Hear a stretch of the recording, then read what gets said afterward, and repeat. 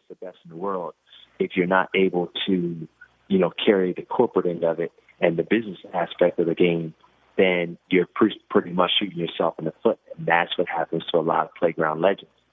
Yeah. Yeah, Jerome, I've often heard that when there was a very talented player in the city, the inner city in particular, that it was almost a protective net for them because everybody in the community probably knew they were talented, could go the next level, and kind of protected them from going the wrong way, taking the wrong decision. Is that correct?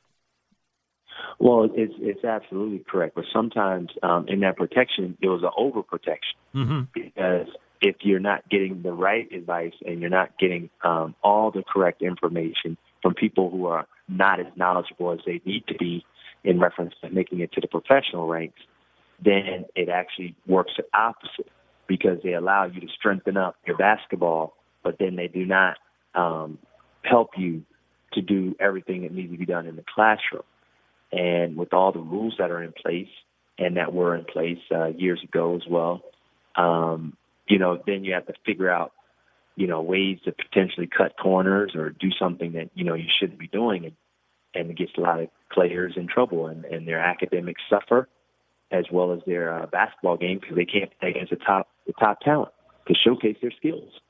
You didn't go very far from home when it came to selecting a college. You stayed local with Georgetown. What was the decision process there? Well, in 1973, I was born at Georgetown University Hospital. Same year John Thompson was hired. So we always tell the joke I was with the school the whole time since he arrived.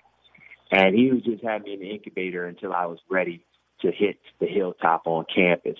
But basically, I've been watching Georgetown, in the newspaper since I became a basketball fan. And, really during the Patrick Ewing and Ralph Sampson era, that's when I really took notice of Georgetown being in the papers and people talking about Patrick Ewing and the Hoyas and constantly being at the forefront of potential NCAA championships.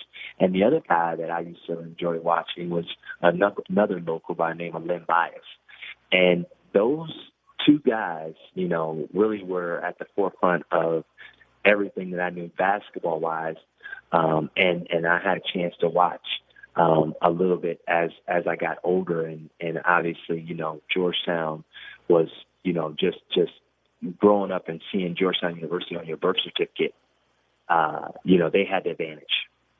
I want to touch base on Len Bias for just a moment because I was in Washington, D.C. at the time that he passed away, and such a great potential and a loss for everybody, every basketball fan, and certainly the Boston Celtics as well, who drafted him. But what effect did that have? Did it have a positive effect of getting people's attention about something like this drug use?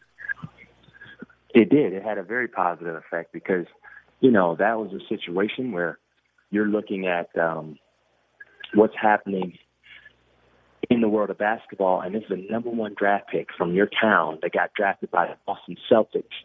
And now, he has missed an opportunity, a once-in-a-lifetime opportunity.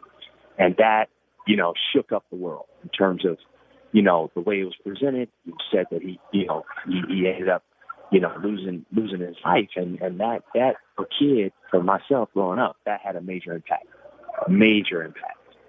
Let me go back to Georgetown for just a second. And John Thompson, I was around him a couple of times, and I never was able to put my finger on him, what made him so good. Could you help me out? He coached you. Well, first of all, his presence alone is big time. And, whenever you play under, Hall of Famers, that have really come to be beloved in the NBA, Bill Russell is the epitome of champion.